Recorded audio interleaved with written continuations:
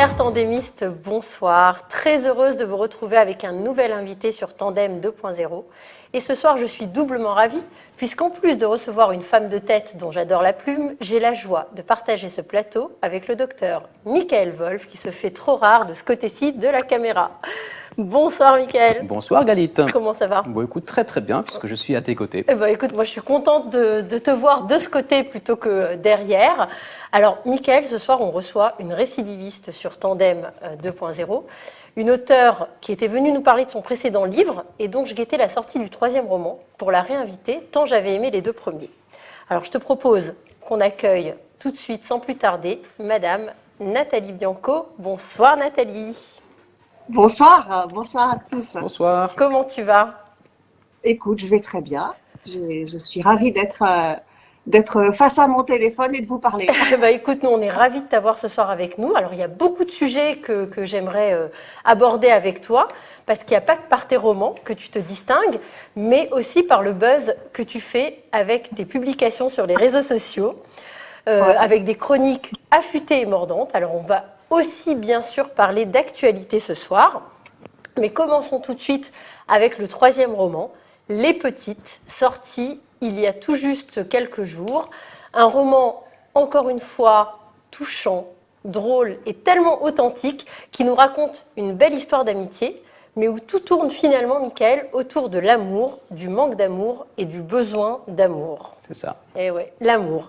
Alors, si tu me permets, Nathalie, très rapidement, je pitch un petit peu le livre et après, on te donne la parole. Alors, Les Petites, Michael, c'est l'histoire de 3 petites filles, 3 amies, Faouzia, l'arabe, Myriam, la juive, et Kadi, la métisse, qui vivent dans une cité HLM de Villeurbanne au début des années 80. Alors, 3 petites filles espiègles comme tout, qui jouent aux détectives de séries télé dans leur cage d'escalier, et qu'on va retrouver 35 ans plus tard, à notre époque, si différentes de celles de leur enfance, et surtout, chacune avec le parcours et le destin que la vie lui a réservé. Alors Nathalie, moi ce que j'aimerais que tu nous dises dans un premier temps, c'est la genèse. Comment est né en toi ce livre et l'idée de ce livre? Je sais pas. En fait, je crois que c'est une obsession chez moi, la place que prend le passé dans le présent. Voilà, c'est quelque chose qui m'importe beaucoup. Mes livres sont toujours empreints de nostalgie. Donc, voilà. Et l'été dernier, quand on avait déjà échangé, toi et moi, tu m'avais dit sur quoi va porter ton prochain roman. Et je t'avais raconté n'importe quoi. Je t'avais dit, je vais faire un roman sur les woke, sur les people qui sont dans la... Voilà. Et c'est vraiment ce que j'étais partie pour faire. Et d'ailleurs, on en parle un petit peu dans Les Petites, mais finalement, c'est devenu anecdotique. Et je pense que même quand j'ai envie de faire quelque chose de très piquant et de très acide, il y a toujours un moment où je suis un peu rattrapée par la nostalgie ou par la tendresse ou par la gravité.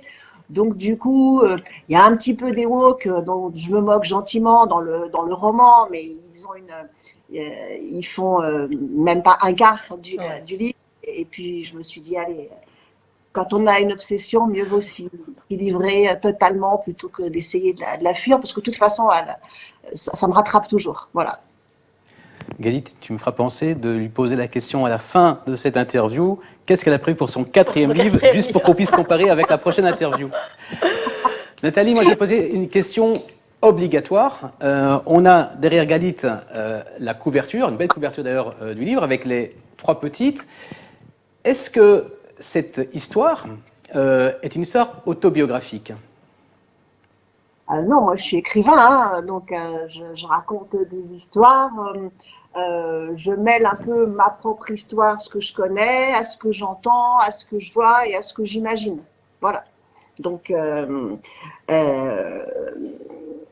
les sentiments, les faits, tout ce que je raconte, j'en ai vécu, expérimenté une bonne partie, mais c'est pas une histoire autobiographique. Donc on ne peut pas t'identifier à aucune des trois petites filles? Ah ben on peut m'identifier à l'héroïne, si, quand même. On peut m'identifier à Kadi, même. c'est plus simple pour moi, c'est elle qui écrit, c'est du jeu, donc oui, on peut m'identifier à Caddy, même si c'est pas tout à fait mon histoire que je raconte. Et j'aurais bien aimé être assistante d'une star en réalité. Voilà. Alors moi, je ne l'ai pas raconté, hein, j'ai pas raconté. Et sur la photo de couverture, donc c'est des petites filles que tu as trouvées. C'est une photo, voilà, ça aussi. Est-ce que c'est une photo personnelle ou c'est Non, personnel, c'était une très jolie. C'est toujours intéressant. Je voulais faire une photo avec des petites filles.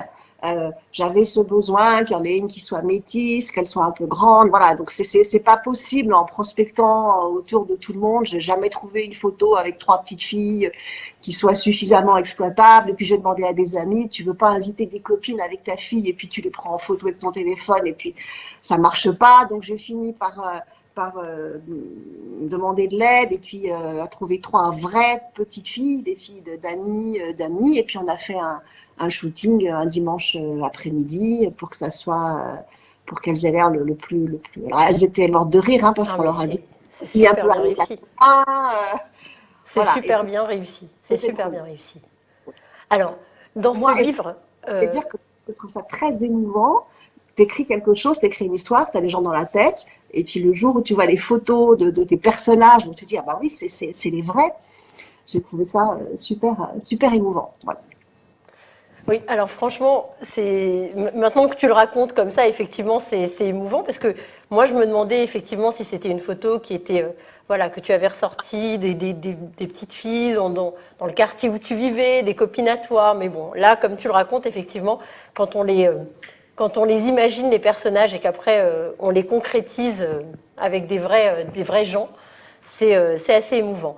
Alors, dans ce livre, Nathalie, on retrouve au-delà d'une belle amitié qui lie ces 3 femmes, un constat aussi sur la société française d'aujourd'hui et les bouleversements qu'elle a connus ces 30 dernières années. C'est un constat cruel, sans concession, mais avec quand même une part d'espoir, pour ne pas dire d'espérance dans la relation de ces 3 femmes. Et malgré les mondes différents et parallèles dans lesquels elles évoluent, le lien qui les unit est plus fort que tout dès lors qu'elles ont besoin l'une de l'autre. Est-ce que le regard que toi, Nathalie, tu portes sur la France de 2021, est-ce que c'est celui-là ou est-ce que le tien est moins optimiste que celui que tu racontes ? Alors, il y a 2 choses en fait. Il y a le regard que je porte sur la relation entre les humains, sur la relation entre ces 3 femmes, et là forcément il est optimiste, il est plein de... Voilà, je peux que croire que ce lien est fort et formidable et qui traverse les années. Donc, je suis très optimiste sur les relations individuelles, choses comme ça. Maintenant, sur l'état du pays, sur la France, puisque moi, je revendique d'écrire des romans français, des histoires françaises, je suis un petit peu moins optimiste. Voilà, je pense que les choses sont compliquées. Je pense qu'on commence à vivre des périodes un peu charnières. Et en tout cas, je ne veux pas plomber l'ambiance, mais sur le devenir de notre pays, je pense que on est quand même dans une logique d'affrontement. Voilà. Donc, d'un point de vue individuel, il y a de l'espoir, mais d'un point de vue sociétal, c'est plus compliqué aujourd'hui en France. Ouais. Lors de la dernière interview entre Galit et toi, vous avez abordé le sujet de l'ascenseur social. On retrouve un petit peu ce sujet à travers les trois petits, de 3 personnages. Est-ce que c'est un point, un sujet important pour toi? On a l'impression que tu veux dénoncer le système. Je m'explique, je ne suis pas très clair dans ma question. On a l'impression aujourd'hui qu'il n'y a plus d'espoir.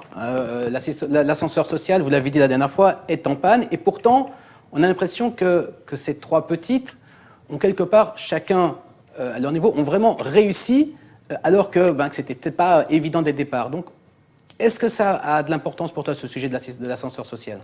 Alors, pour moi, c'est un sujet qui est capital. Vraiment, moi, je l'avais déjà dit, mais moi, je suis issue de cet ascenseur social, même si je ne suis pas vraiment montée dedans, j'ai peut-être pris l'escalier, mais en tout cas, voilà, tu me demandais tout à l'heure quelle était la part autobiographique dans mon livre. Moi, je viens de la cité que je raconte, je viens de ce milieu-là où pour une fille, si elle arrivait à être secrétaire ou coiffeuse, c'était déjà un miracle dans la famille. Hein. Donc, moi, je l'ai pris, j'ai plutôt pris l'escalier social, je me suis débrouillée. Je crois qu'il existe encore, vraiment. Et je crois que le drame, un des drames de notre pays, c'est qu'on ne le dit pas. C'est-à-dire qu'on ne dit pas qu'aujourd'hui, l'école publique, elle est imparfaite, mais elle est ouverte à tout le monde. On ne dit pas qu'il existe des bourses, on ne dit pas qu'il n'y a pas un gamin aujourd'hui qui ait envie d'apprendre, à qui on dirait non, c'est interdit parce que tu es arabe, parce que tu es noir, quoi. Donc, en théorie, on a quand même encore ce terreau-là qui pourrait favoriser l'émergence. Maintenant, ce que je pense, c'est qu'il y a des gens qui ont tout intérêt à raconter un autre discours. Voilà. Notamment dans les quartiers, je pense qu'il y a des gens qui ont tout intérêt à entretenir un terreau victimaire et à dire à des gamins, de toute façon, c'est pas la peine de travailler, t'arriveras jamais à rien, la France est raciste, tu n'auras pas de boulot, tu seras au chômage, voilà. Dans quel but? Toujours pareil, hein, dans des buts, tu sais, le ressentiment victimaire, hein, ça arrange certainement beaucoup de gens. Mais en tout cas, je pense que la réalité, elle est quand même là, quoi. Cet ascenseur social, il est en panne parce que c'est compliqué, mais on fait quand même beaucoup de choses pour que les gens puissent le prendre. On n'est pas en Afrique du Sud. Hein. Ouais. Si tu me le permets, Galit, je vais faire une petite parenthèse, Nathalie. Et tu as abordé les réseaux sociaux. Ouais. Ça me fait un petit peu mal au corps parce que j'avoue que j'ai une petite pointe de jalousie. Je vais aborder un post que tu as fait il y a quelques semaines, ça devait être juste après les Césars, qui a cartonné. Et quand je dis cartonné, je pèse mes mots. Tu n'as pas eu une dizaine de partages qui, moi, m'auraient rempli personnellement de bonheur. Tu n'as pas eu 1000 partages, tu n'as pas eu 5000 partages. Tu as eu 8755 partages ce matin. Le texte a même été cité à la télévision. Ouais, Pascal Praud, dans l'heure des pros, il a cité Nathalie. Et je voudrais savoir comment tu expliques qu'un post... Alors, j'invite évidemment tous nos téléspectateurs à aller lire ce post que tu as fait sur les Césars, qui est d'une justesse, on va dire quoi, impertinente, mais qui est un vrai régal. Moi, je voudrais savoir... Ironie jouissive. Ironie jouissive, d'accord, je prends. Comment tu peux expliquer que ce texte, spécifiquement... Alors bon, tous tes posts cartonnent, mais celui-là, il a vraiment explosé. Comment tu expliques que spécifiquement celui-là a fonctionné ? Alors, deux choses. D'abord, parce que je pense que très souvent, j'écris des choses que une grande partie des gens pensent devant leur télé.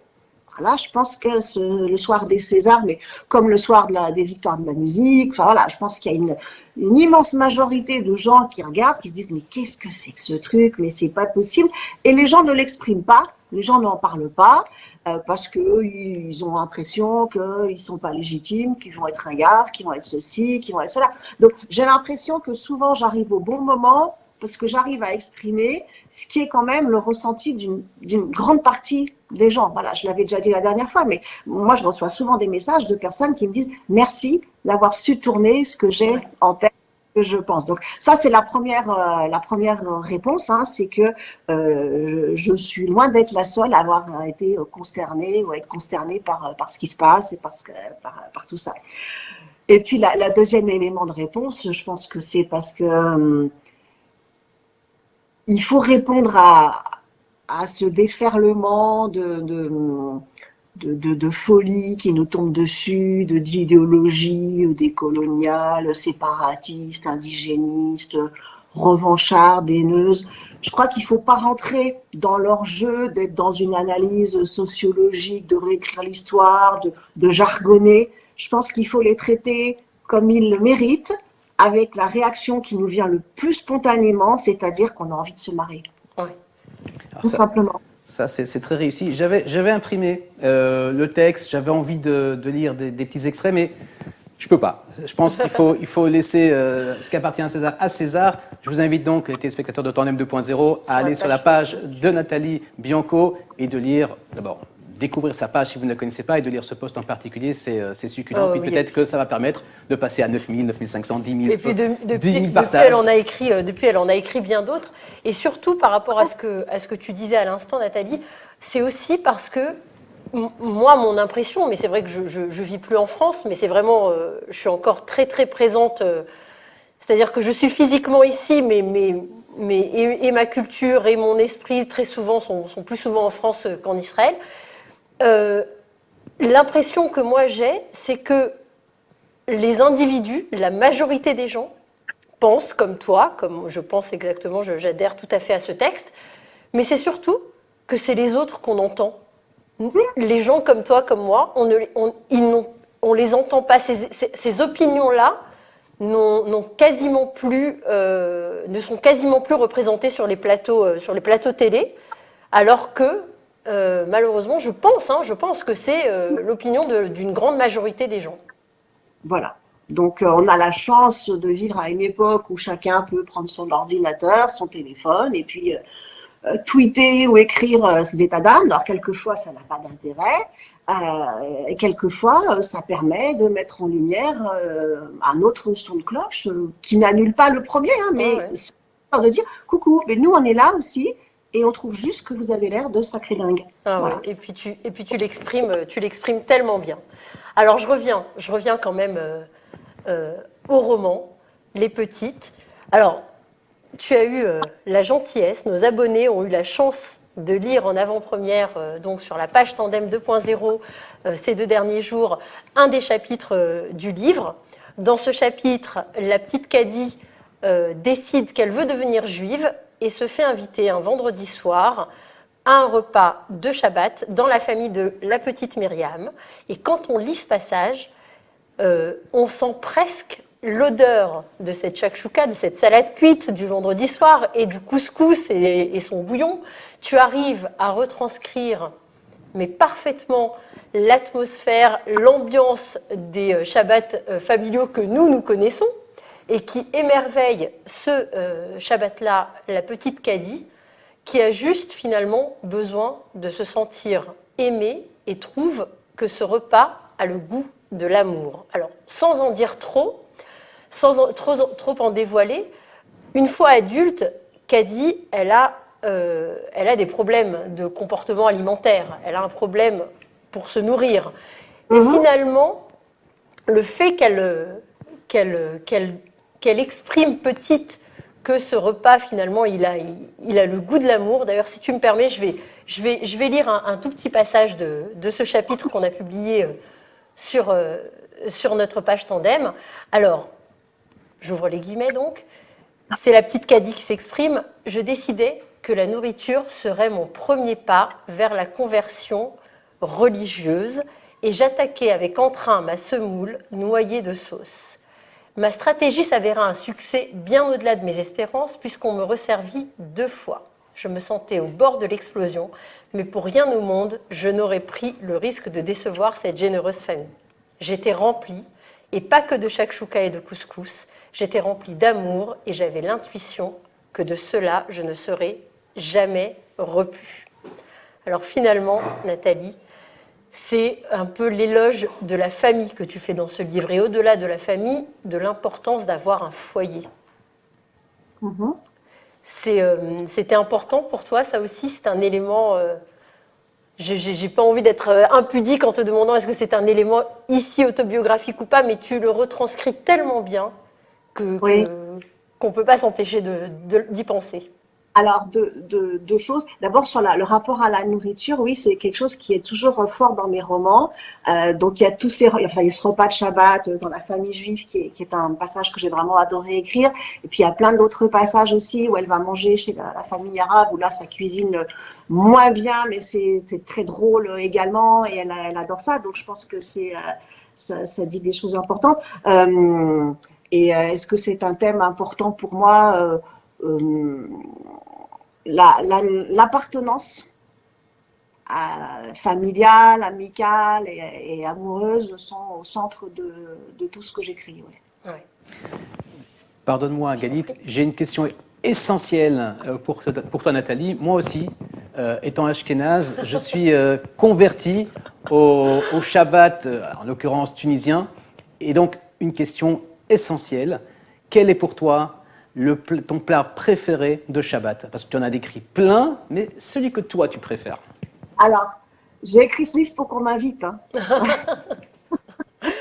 Non, je n'en sais rien, je suis écrivain, je n'ai jamais été invitée à un Shabbat. Alors voilà, Voilà. tu es invité. Dès que cette crise est derrière nous, dès que tu décides de faire 4 heures d'avion pour débarquer dans notre petit bout de terrain, eh ben, tu seras la bienvenue chez moi pour un couscous avec une shakshuka. Bon, moi, je suis scotché parce que, d'abord, merci beaucoup, Nathalie, de m'avoir permis de lire ton livre.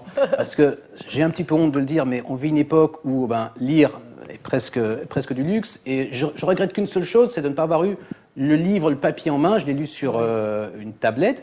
Mais je disais, je suis scotché parce que j'étais persuadé, quand elle a décrit ses repas de Shabbat, que nous, on connaît bien, même si moi, je suis d'une pièce importée dans ce type de Shabbat, qu'elle connaissait les saveurs. Même les goûts, même les odeurs, on les ressent à la lecture du passage. Vraiment, vraiment. Je vais rendre un merveilleux hommage à mon amie Stéphanie. Je lui ai envoyé un message un soir. Je lui ai dit... j'ai besoin de toi, il faut me parler d'Europe à Feuge. Et du coup, pendant 2 jours, je lui ai posé des questions. Je lui ai dit, raconte-moi, qu'est-ce que vous mangez, comment ça se passe. Donc, elle m'a raconté sa famille, elle m'a raconté ses histoires. Et puis, des fois, je dis, non, mais là, c'est trop précis, raconte-moi globalement. Voilà, donc j'ai pris des notes, elle m'a expliqué tout ça. Et puis ensuite, je l'ai écrit. Et j'avais très, très peur qu'elle ne se reconnaisse pas là-dedans. Mais quand elle l'a lu, elle m'a dit, ouais, c'est tout à fait comme ça que ça se passait. Voilà, elle m'a dit, après, voilà, il y a des choses qui sont pas forcément, qui peuvent faire sauter les puristes, parce qu'elle m'a dit, tu vois, quand elle lui met dans le tupperware la semoule, le beurre, c'est facile qu'on mélange et tout. Mais en même temps, c'était l'histoire aussi. Hein, c'est une famille qui fait Shabbat plus pour... Par folklore. Voilà, ils ne sont pas dans une orthodoxie très forte. Hein. D'ailleurs, elle le dit, hein, la petite fille, elle dit des fois, on ne le fait pas parce qu'on regarde au théâtre ce soir, quand il y a une pièce qui est rigolote, on regarde au théâtre ce soir. Donc voilà, c'est une famille qui vit ça avec gaieté et avec amour et sans être très rigoureux. Donc Stéphanie, si tu nous regardes, après le confinement, couvre-feu, tout ça, Shabbat, Nathalie, et puis les Tupperware. Hein. Hop là. Les Tupperware, mais oui, et vraiment, voilà, je reviens à ce que tu disais tout à l'heure, tu parlais de nostalgie, Nathalie, et à la lecture du livre, moi, j'avoue que j'ai ressenti des vagues de nostalgie, et j'ai souvent été très émue, parce qu'il se trouve que tes héroïnes, elles ont à peu près mon âge, et que toutes les références de leur enfance se mélangent vraiment aux miennes, et ça m'a fait un bien fou de me replonger dans cette époque. Je t'avoue que plein de souvenirs me sont remontés à la surface. Tu parlais tout à l'heure des vendredis soirs de théâtre ce soir. Nous, on avait une table de salle à manger, un salon salle à manger, si tu veux, et la télé était du côté salon. Et moi, je me battais pour que le vendredi soir, même si on était tous autour de la salle à manger, on tourne la télé pour qu'on puisse regarder au théâtre ce soir pendant le repas de Shabbat et pas le rater. Donc vraiment, il y a vraiment, voilà. Bon, on a chacun nos références. On a chacun nos références. Moi, ce qui m'a replongé une petite trentaine d'années en arrière, c'est Pif Gadget. Ah bah oui, Pif Gadget, bien sûr, Pif Gadget, je dépensais mon argent de ma semaine, j'avais 5 francs par semaine et je dépensais les 5 francs dans le Pif Gadget de la semaine. Tous les mercredis matins, j'achetais mon Pif Gadget. Donc voilà, c'est vraiment, ça a fait remonter à la surface des souvenirs auxquels j'aurais peut-être plus jamais repensé si j'avais pas lu ton livre. Et c'est ça qui m'intéresse, c'est comment, voilà, tu as préparé, est-ce que tu t'es fié à ta mémoire, est-ce que tu as fait un gros travail de recherche, t'es retourné chercher le tang, le télécran, enfin toutes les petites références auxquelles tu fais allusion dans le livre, et on s'est dit, mais waouh, purée, j'avais oublié que ça existait, mais est-ce que toi, c'était revenu automatiquement, parce que je pense qu'on est à peu près de la même génération. Non, ça m'est pas revenu automatiquement. Ce qui m'est revenu automatiquement, c'est plus les sentiments, en fait. Tu vois, par exemple, quand elle joue au drôle de dame, l'envie de toutes les petites filles de l'époque, d'être dans ce truc-là, sur les livres, les fantomètres, les clubs des cinq, ça m'est revenu. Sur le reste, non, moi, j'ai fait des recherches, alors, des recherches documentaires, c'est très pompeux, hein, mais par exemple, je t'avouerais que moi, je lisais pas Pif Gadget. Voilà. Donc, du coup, je me suis tapé des sites de collectionneurs pour voir un peu qu'est-ce qu'il y avait comme gadget.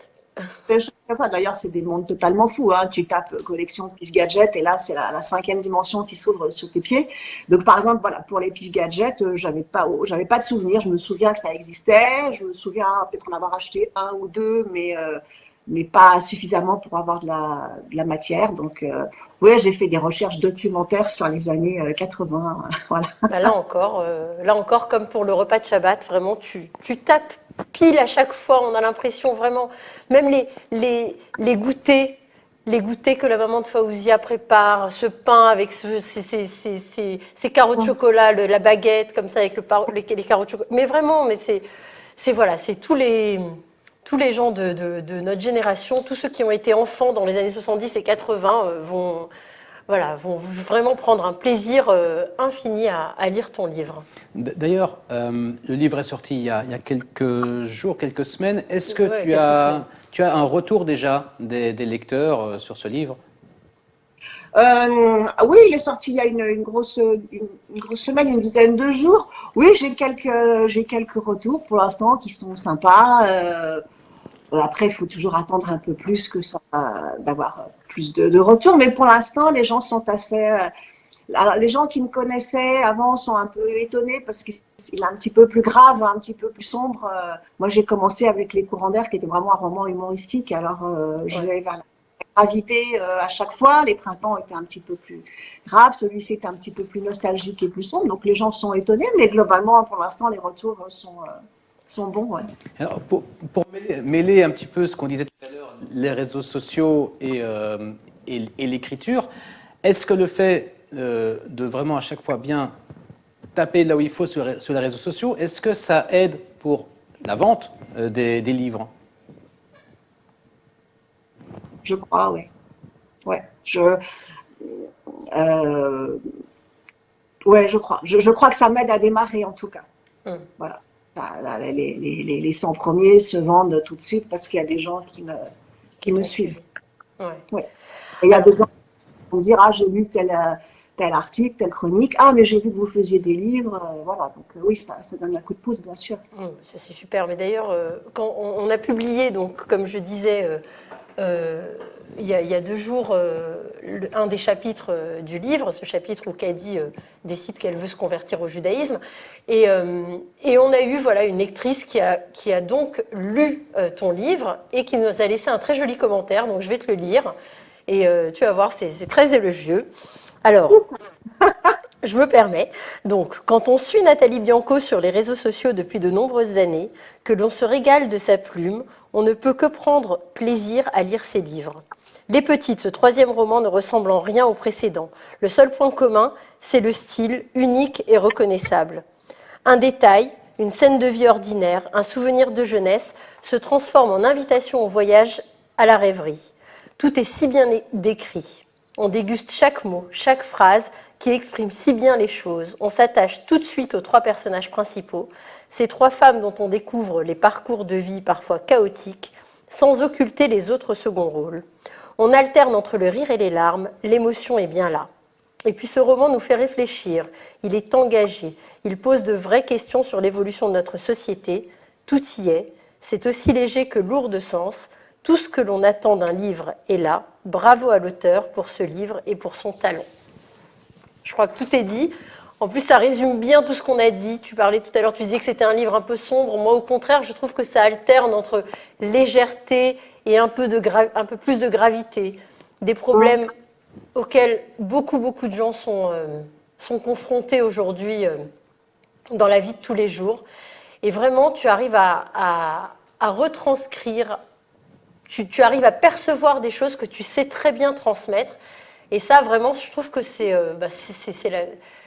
la qualité première qu'un auteur doit avoir. Donc je pense que là, au bout du 3e roman, ça y est, tu sais, c'est comme on dit, tu sais, des fois, on dit c'est l'œuvre, c'est le livre de la maturité, c'est le disque de la maturité, c'est l'album. C'est là où tu lui demandes pour le prochain, n'oublie pas. Hein. Ben, bien sûr, bien sûr. Et c'est là que je dis n'importe quoi. C'est là que tu dis n'importe quoi. Les deux bonnes. Mais écoute, nous, on s'est eu, finalement, c'était il y a quoi, 6-8 mois qu'on s'est parlé, donc ouais, tu écris quand même assez vite.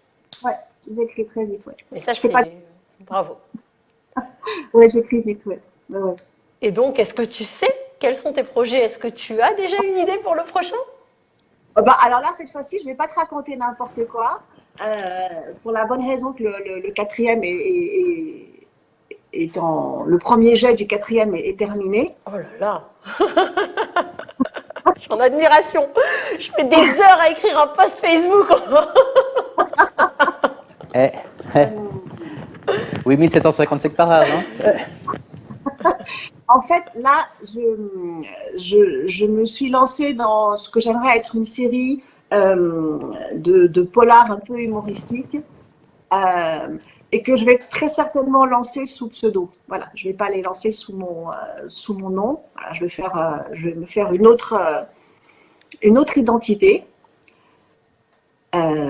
Parce que, d'abord parce que ça m'amuse, et parce que dans mon identité d'auteur, pour moi, c'est toujours important de mêler les petites histoires individuelles des gens avec la société, avec ce qui se passe dans la société. Dans les courants d'air, on parlait des attentats. Dans les printemps, on parlait du confinement et puis aussi un peu des néo-féministes. Ça. Dans les petites, on parle du racisme, des Black Lives Matter, on parle de l'antisémitisme. Voilà, donc j'aime bien l'idée que mes romans soient traversés de l'actualité, de la société. Et dans la série de polars humoristiques, je vais me détacher de tout ça. Voilà, donc je ne veux pas parler du tout de l'actualité, de la société. Je veux faire des choses drôles dans une ville qui n'existe pas, dans un pays imaginaire. Voilà, on s'en fout, quoi, voilà. Donc ça a du sens pour moi de les sortir sous pseudo. Voilà. Bah écoute, moi j'ai hâte. Et puis peut-être que Michael lira son 2e livre en 10 ans. En format papier. Format papier. Oui, non, ça me mène d'être responsable de la culture littéraire de Ah non, mais tu vois. Alors, les petites, Nathalie, on le trouve, alors on va mettre le lien, vous allez trouver le lien en commentaire. On le trouve sur Amazon.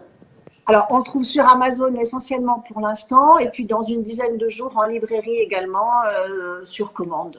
Voilà. En click and collect. Et Amazon livre en Israël. Et Amazon livre en Israël, oui. Voilà. En librairie, c'est en click, wait and collect, hein, parce que moi, je suis auteure indépendante. Hein, donc oui. Donc, il faut le temps que le libraire percute, c'est qui Nathalie Bianco, je ne connais pas. Et oui, le snobisme du libraire. Mais oui, ou je sais pas, c'est du snobisme. En tout cas, voilà, il y a l'émergence de plein d'auteurs indépendants. Mais justement, alors, puisqu'on en parle, je voulais terminer, mais je fais une petite digression. C'est quand même particulier que, avec tout ça, franchement, voilà, tu arrives à créer. Il y a un événement qui se crée. Tu as un public. Aujourd'hui, les livres, ça se vend pas tant que ça. Et pourquoi est-ce que les maisons d'édition, alors est-ce que tu t'es tourné vers eux et ils t'ont refusé, ou est-ce que tu te tournes même pas vers eux?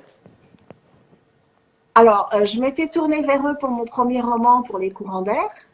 J'ai pas eu de réponse positive. J'avais eu un éditeur qui m'avait encouragée, mais qui m'avait dit qu'il fallait que je retravaille la fin pour en faire quelque chose de plus feel good. Et moi, j'aime pas ça, en fait. J'aime bien écrire des choses où on rit beaucoup, où on pleure aussi. Et bien, ma marque de fabrique, c'est pas ils se marièrent et eurent beaucoup d'enfants. Voilà, ça finit toujours avec des points de suspension, parce que pour moi, la vie est comme ça. C'est à la fois drôle et à la fois triste. Oui. Donc, j'ai répondu que je feel gooderais rien du tout et que c'est pas grave. Voilà. Et puis, du coup, j'étais un peu dégoûtée. Puis, je me suis dit, bah, c'est pas grave, je vais le sortir toute seule. Au moins, ça fera rire mes amis. Voilà, et puis il a rencontré son public. Et partant de ce principe, les printemps et les petites, je les ai même pas envoyés à des éditeurs. Tu as continué, donc tu Bon, as trouvé ton compte avec ce système. Bah, moi, j'espère qu'il y a des éditeurs qui vont quand même te contacter après tout ça, parce que ce livre, il est vraiment, c'est un petit bijou. Vraiment, voilà, je le conseille à tout le monde. Et voilà, Michael l'a lu. Ce n'est pas un livre de nana. Ce n'est pas qu'un livre de nana. C'est un livre aussi qu'un docteur pédiatre en Israël peut lire et en plus apprécier. Donc, Nathalie, que te dire? Te souhaiter plein de bonnes choses, vraiment beaucoup de réussite avec ce nouveau roman, qu'il trouve son public parce qu'il le mérite, et puis toi aussi. Et puis toi, continue de nous régaler sur les réseaux sociaux, un peu partout avec tes chroniques mordantes et acidulées. Merci Nathalie d'avoir accepté cette récidive tandémiste. Et puis, on espère te retrouver très bientôt, donc ou pas, puisque si tu veux pas te... Ou masquer. Ou masquer. Voilà, je serai le personnage. Masque intégral. pour les prochains polars que j'attends donc, moi, personnellement, avec impatience. Idem. Le mot de la fin? Je te laisse, c'est ton émission, Galit. Nathalie, merci beaucoup. Merci à vous. À très bientôt. Et plein de bonnes choses. Chers tandémistes, merci. J'espère que cette émission vous aura plu. Et je vous retrouve très vite avec plein d'autres émissions et d'autres invités. À très bientôt. Au revoir. Au revoir, merci Nathalie. Au revoir.